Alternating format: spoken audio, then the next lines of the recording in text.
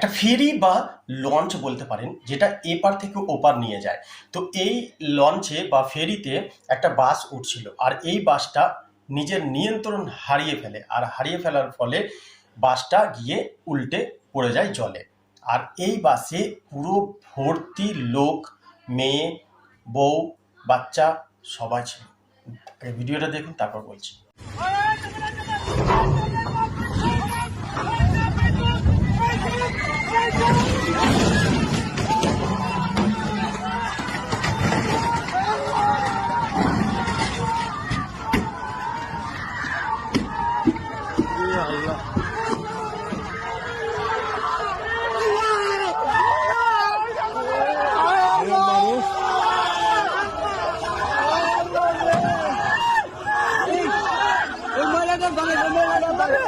মানুষজন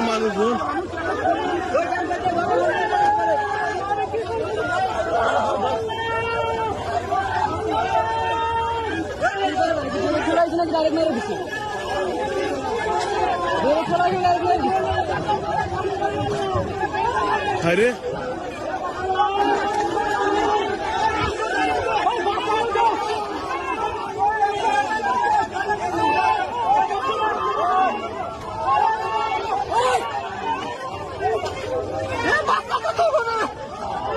বহু মানুষ আছে তো বাসের ভিতরে। ওরা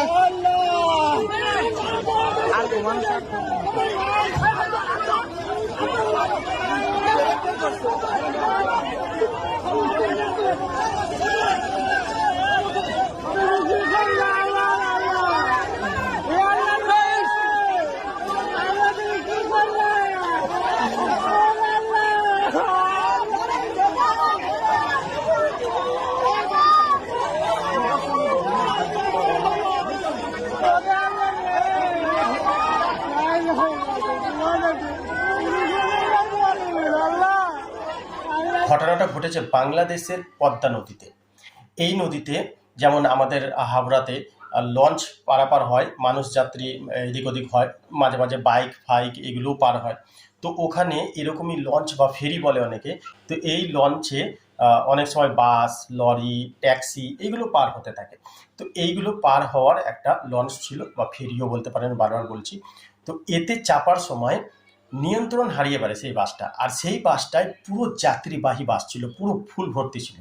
আর বাসটার কাঁচগুলো, জানলাগুলো যে থাকে, সেই জানলায় মানে একটা করে রড হয়তো ছিল, আর কাঁচ ছিল। উল্টে যাওয়ার পরে ওতে 90% মানুষ, বাচ্চাও ছিল, মারা গেছে। আর কিছু মানুষ যারা জানলার ধারে, দরজার ধারে ছিল, তারা যা হোক করে কাঁচ ভেঙে জাস্ট কিছু সেকেন্ডের মধ্যে বাইরে আসতে পেরেছে বলে বেঁচে গেছে। কিছু সেকেন্ডই আপনি টাইম পাবেন, সেই কিছু সেকেন্ডের মধ্যে আপনাকে বাস থেকে বেরিয়ে জলের ওপরে আসতে হবে, তাহলে আপনি বাঁচবেন, না হলে বাঁচবেন না।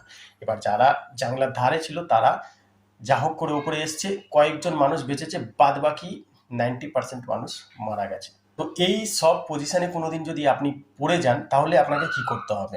প্রথমে দেখুন, বাস এমন কিছু জায়গায় উঠছে বা যাচ্ছে যেখানে আপনি হেঁটেও যেতে পারবেন, তাহলে একটাই উপায় করুন, আপনি বাস থেকে নেমে যান, হেঁটে চলে যান, কোনো অসুবিধা নেই। এইসব জায়গায় সেকেন্ডের মধ্যে একটা বড় দুর্ঘটনা ঘটতে পারে, যেরকম এই এক্সাম্পলটা আপনি দেখলেন। অনেক জায়গায় এরকম হয় যে এটা লঞ্চে করে এপার ওপার হয়, তখন বাস, ট্যাক্সি, গাড়ি এগুলোতে যদি আপনি এরকম পজিশন আসে, তাহলে আমরা আপনাকে এটাই বলবো যে আপনি নেমে যান, নেমে গিয়ে লঞ্চে উঠুন।